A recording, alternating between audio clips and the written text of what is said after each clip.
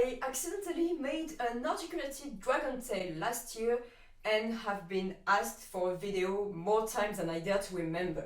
Why accidentally? I was asked to make a tail for a commission, a simple stuffed one. Except I tried something at some point and somehow ended up with an articulated tail base. I posted the demo video on the internet because I often post random experiments, and everyone was like, I can't wait to see the finished tail, including the person I was making it for, obviously. It was an experiment that wasn't even supposed to work as well as it did. I had no idea how to make a cover for it and keep the movement, or even to make it actually wearable, because it was never supposed to move like this. It happened with my class bow from Skyrim as well. I accidentally made it flexible and then had to find a way to keep the movement on the finished bow. So I found a way. There's just one little detail. These are two different tails. The inner skeleton is different. The first one had floor mat sections connected with nylon straps as a core. The second one had thick fabric in the center with the floor mat sections on top. But they both used upholstery foam blocks, which gave the tail its volume. There were actually two more prototypes, the one that wasn't articulated and one with 20 sections instead of 10. It wasn't really a new tail, just a previous one with all the sections split in two. My goal was to make a new tail and film the process this time. Given the current situation, I could not get new materials and I didn't have enough upholstery foam, so I had to find another way. Fortunately, I made this Moran back in 2015. It was before I even got into cosplaying as a hobby, and I completely overestimated the amount of wadding I needed at the time, so I had more than enough left to stuff a tail. Finding another method made the tail base significantly quicker to build, and it also brought the scrap count to 0. There is no pattern, no measurements, and no directions. It's only a bunch of ideas for you to come up with your own thing, and it's still a prototype. So there is a huge list of things that need tweaking or just straight up replacement.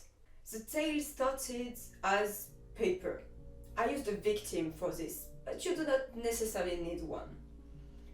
I made it significantly smaller than the previous one to reduce the amount of material and space needed. I think I should have placed the end further from the body to make sure it never bumps into your legs. It's something you could draw digitally as well. The system, whilst different from the previous one, is still based on the same principle: articulated sections. Here, the goal is to make little pouches you can stuff to form said sections, instead of carving them from upholstery foam blocks. My core was thick fabric I had left from this project. Now, whatever you do, this will be the only thing keeping your tail together. It needs to be able to take some hits, especially if your tail cover is made out of something heavy, like fake leather. And it must not be stretchy, or your tail will just collapse. I also wanted to make the attachments at the same time, so I cut 2 extra bits of fabric. I was building prototypes, so I could not care less about the quality of my sewing. Now I had my tail core with 2 pieces of fabric attached perpendicularly to it. I ended up tracing an oval on it, which would later become the butt of the tail, this thing here. Then I sewed some straps to wear the tail as a belt. Adding back straps could be useful on larger or heavier tails, to avoid having all the weight on your hips. To make my pouches, I used some stretchy fabric. I cut my tail shape twice, one for each side. I assembled my 3 layers of fabric, but left one of the edges open to be able to stuff the tail.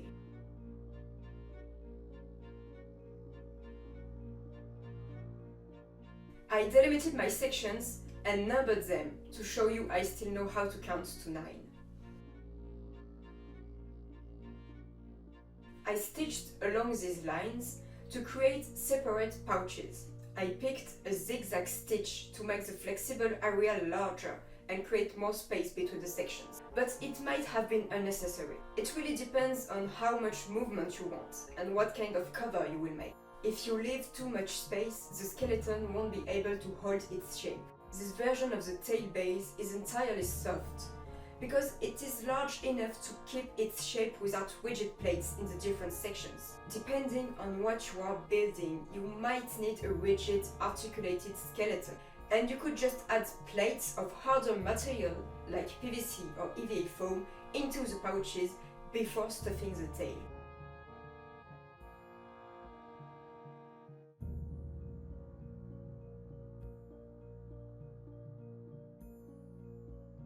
I covered the tail with scales I had cut from fake leather. I attached them and made sure that nothing would be glued on two sections at the same time and prevent them from moving properly. Please note that hot glue does not stick to everything.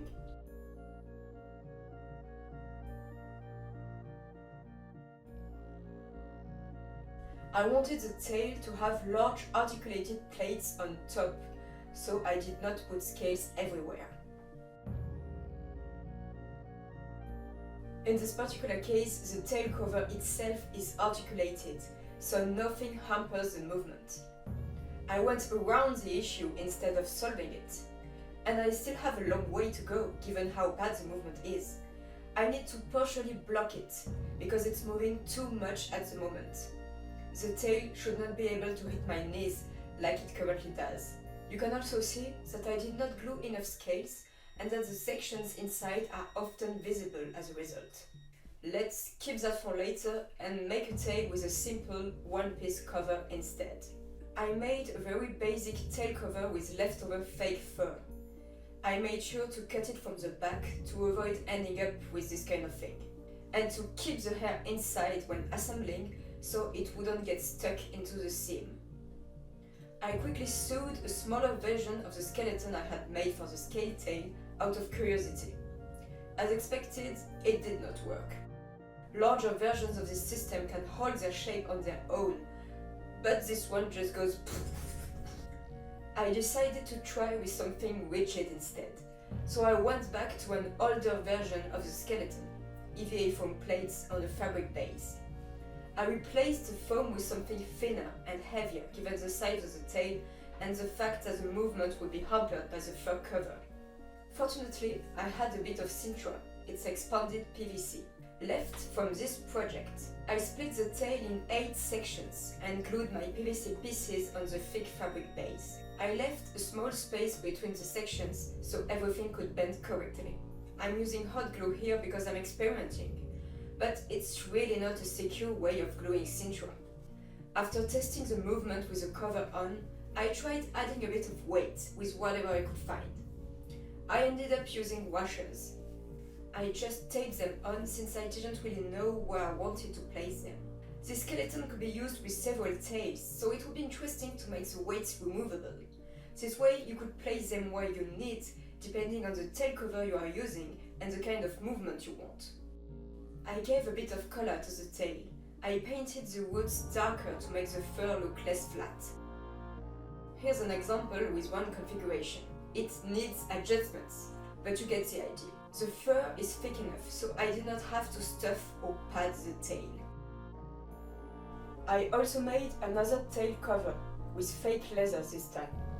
I sewed a sort of padded sock first. The previous skeleton would go inside it, and then the fake leather cover will be added on top of everything. The main issue is that the skeleton gets cut into the padding, so it would be better to add an extra, smooth layer of fabric between the two. The sections are also too large and the tail isn't padded enough. As a result, the movement is not smooth at all, but I had this footage, so I decided to include it. A quick note about upholstery foam before I wrap it up. You basically glue some foam blocks on top of your fabric base and then carve them to give them a tail shape. It's a huge pain in the arse to do without an electric knife, which is exactly what someone who doesn't own an electric knife would say.